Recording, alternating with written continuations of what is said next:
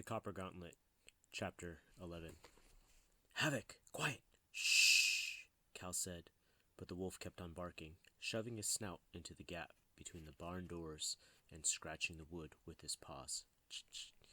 What do you see, boy? Aaron asked. Is there something out there? Tamara took a step toward the wolf. Maybe your dad came back. Cal's heart gave a wild thump.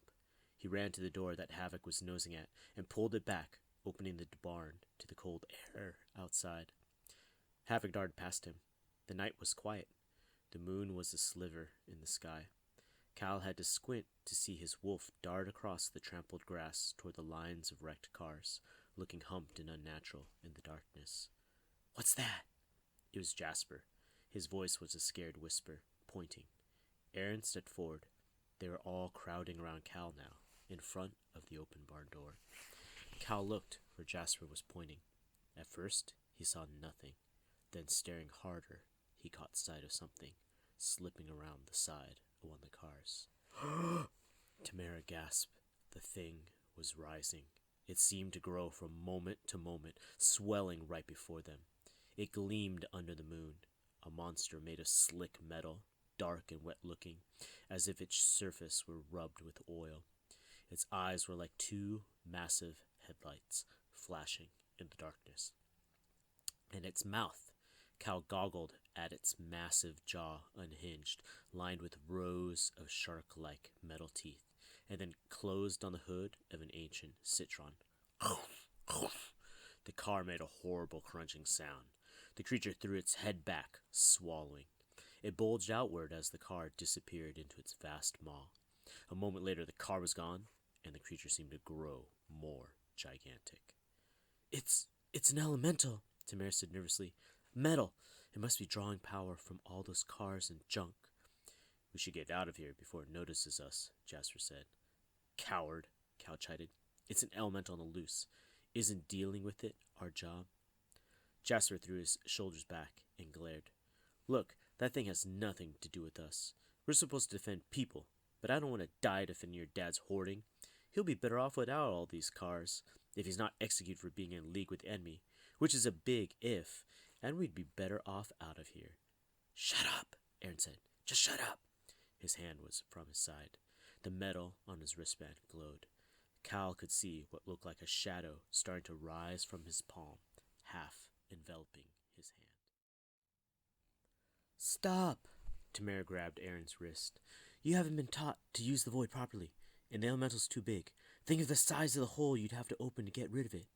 Now Aaron looked angry. Tamara! Guys? Jasper interrupted. I get that you're arguing, but I think it just noticed us. Jasper was right. The headlight eyes were gleaming in their direction.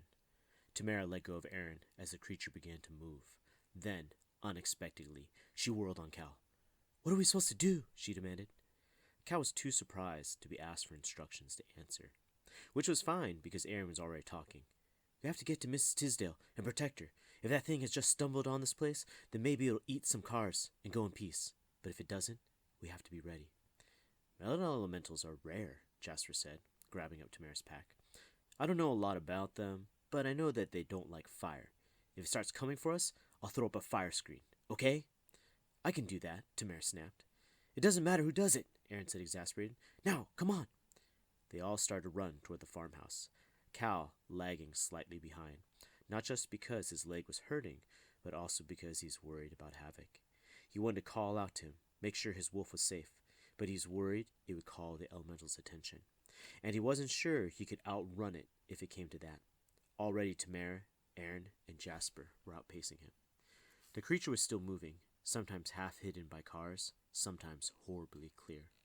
It wasn't moving fast, more like a cat stalking its prey. Slowly it came, growing with each mouthful of metal it took. As Cal got closer to Miss Tisdale's house, he realized that something was wrong.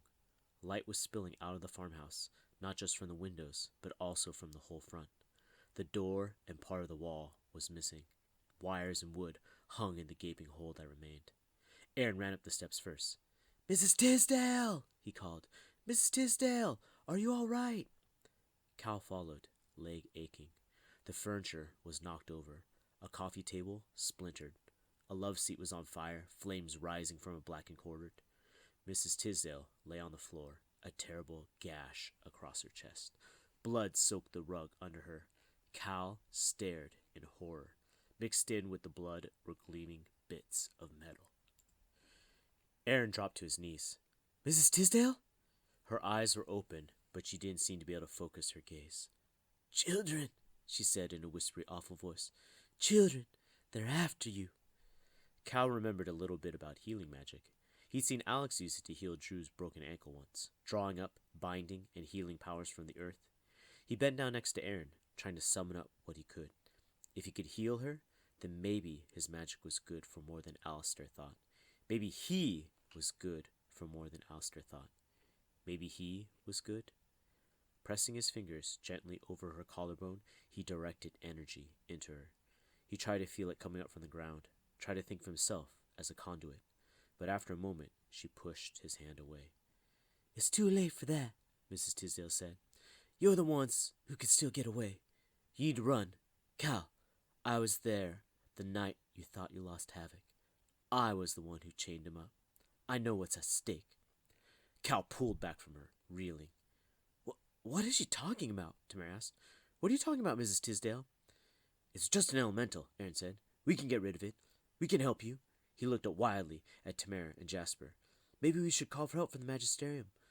No, the woman gasped. Don't you know what that creature is? Its name is Automotones. It's an ancient and terrible monster. It was captured by the mages of the Magisterium hundreds of years ago. Blood had appeared at the corners of her mouth. She drew a ragged breath. If it's here now, it's because those mages released it to hunt you down, to kill you. With a shudder, Cal remembered Master Rufus's lecture on the elementals trapped beneath the Magisterium. How terrifying they were. How unstoppable. To hunt Alistair down, you mean? Jasper asked. It broke into this house, she hissed. It demanded that I tell it where you were. Not Alistair, you four. Her eyes fixed on Aaron. You had better run, Makar. Aaron's face had gone blank with shock. Run from the Magisterium? Not the enemy? Her mouth curved up into a strange smile. You can never outrun the enemy of death, Aaron Stewart, she said. And though she seemed to be speaking to Aaron, she was looking at Cal. He stared back at her as her eyes went blank. Look out! Tamara screamed.